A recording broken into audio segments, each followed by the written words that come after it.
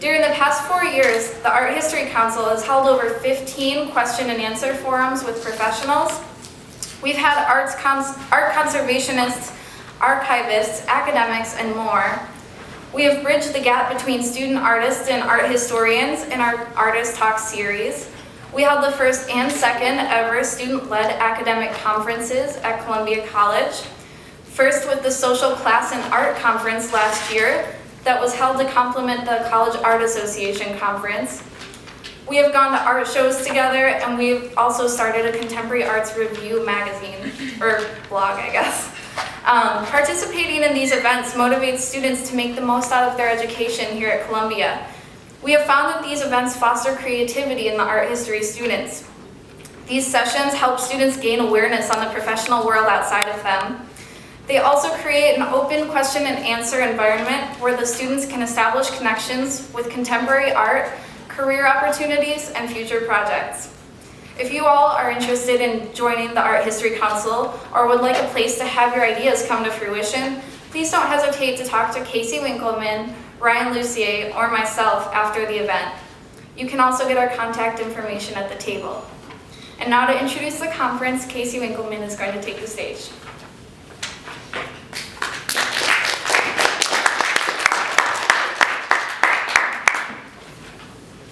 Hi everybody. On behalf of the Art History Council and Columbia College at Large, I'd like to welcome you to our second annual conference. This year our theme, On the Cusp, centers on emerging theories, concepts, and notions of art that have persuasive potential in determining the future of art history. The trajectory of art is not seamless.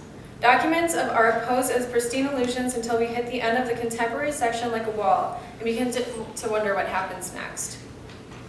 New history, our history, is emerging now. Tonight, each of our presenters have made it their duty to invent and trace what will be recorded next. By directly engaging with the art physically and intellectually, the speakers of this conference transform our current understanding of discourse. There's a collective understanding that art subverts what has been authoritatively characterized as the canon. The continuation of that list is imminent and is ready to materialize. Please welcome Ryan to the stage, who will be introducing panel 1.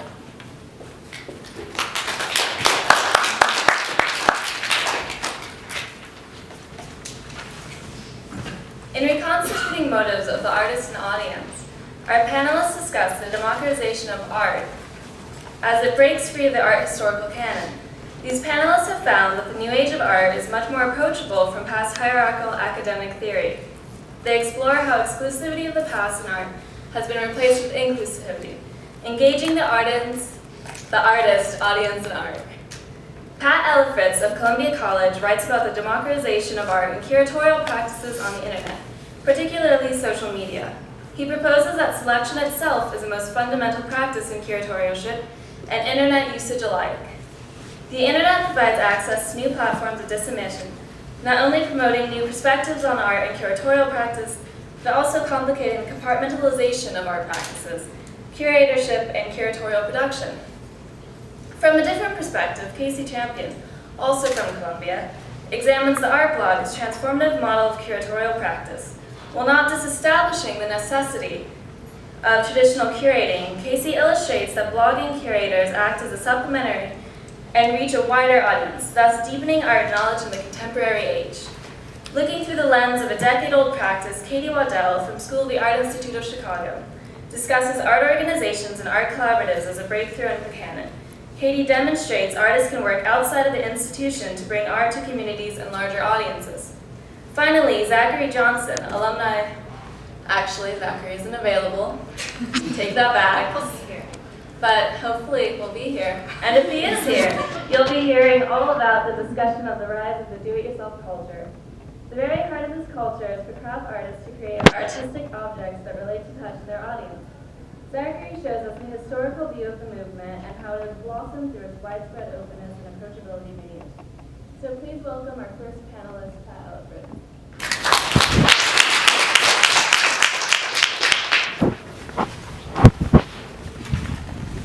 Cool.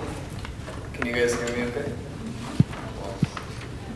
As writer and artist Jacob Wren reminds us, the power of selection in a work of collage is realizing his ability to present present, contextualize, and recontextualize cultural content. The internet also has this quality, he writes. In a work of visual or literary collage, as the author or artist who decides what information is juxtaposed with what, on the internet, we ourselves decide with every click.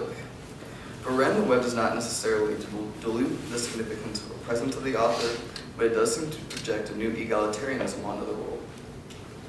When both radio and television were first invented, he continues, it was proposed that they could be revolutionarily democratic mediums, that everyone could broadcast from their homes. For the time being, the internet fulfills certain of the early democratic aspirations of radio and television.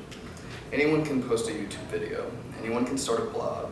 It's quite likely that no one will watch my video or read my blog, but this reality is also somehow democratic.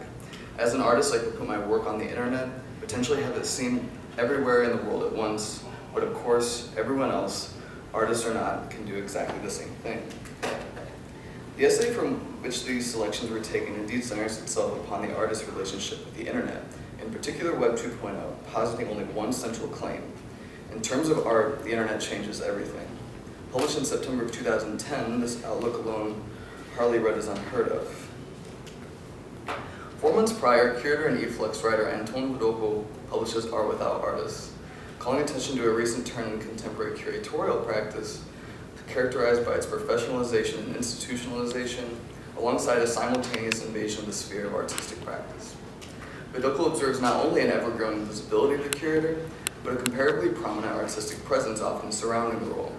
The warning in this text is clear: as curatorship enters further into the territorial authorship, the sovereignty of the artist potentially suffers. Vidoko acknowledges this artistic autonomy, which allows the artist to respond critically to social and cultural conditions in an unmitigated fashion, to reside just outside the curator's reach.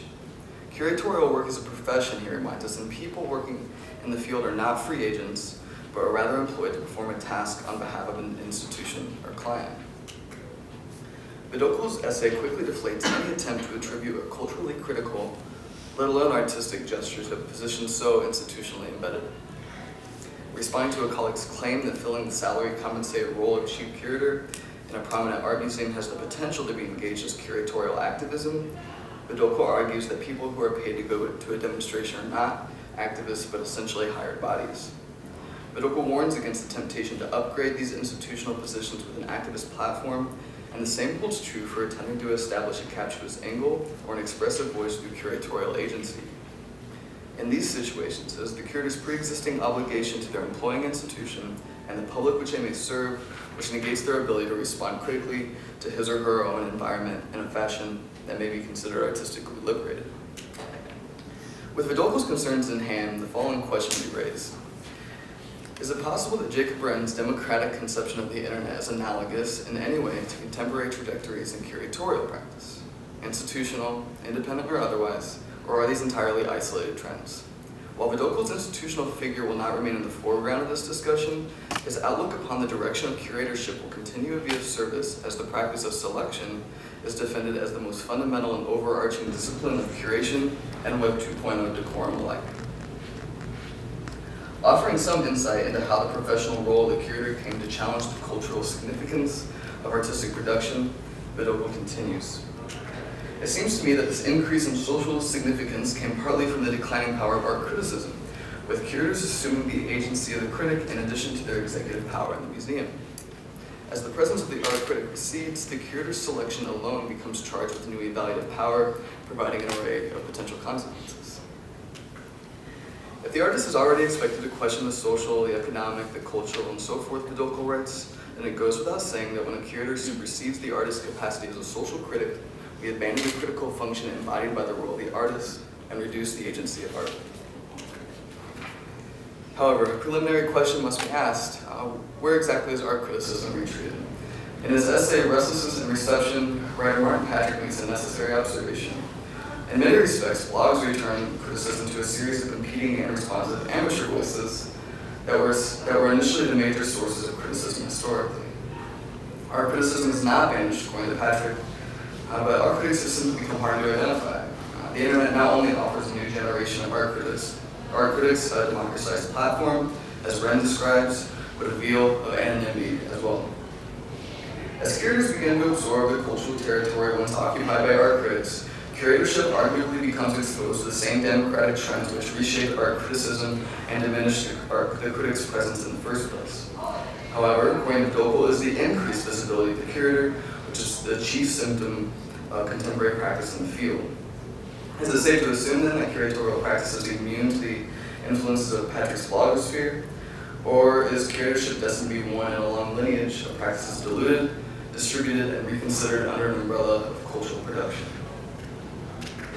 If critics, curators, historians, and other observer participants are shifting their roles to become more akin to the model of the artist, Martin Patrick writes, and the artist takes on more roles and tasks previously assigned to the aforementioned figures, new mixtures of hybrid, recumbent forms and statements are likely to ensue. Anticipating an argument similar to Vidokel's, Patrick continues. Although much has been written of late concerning de-skilling of contemporary art practice, what if we instead shifted this towards a corresponding degree of reskilling? New initiatives that might be less categorizable, more challenging in terms of their framing or shunning of such discipline restrictive particulars. However, it is precisely this reclassification of existing methods in contemporary art practice alongside the establishment of new initiatives, which evading classification altogether, which charges the curator's role with an unprecedented authority, according to Vidokel.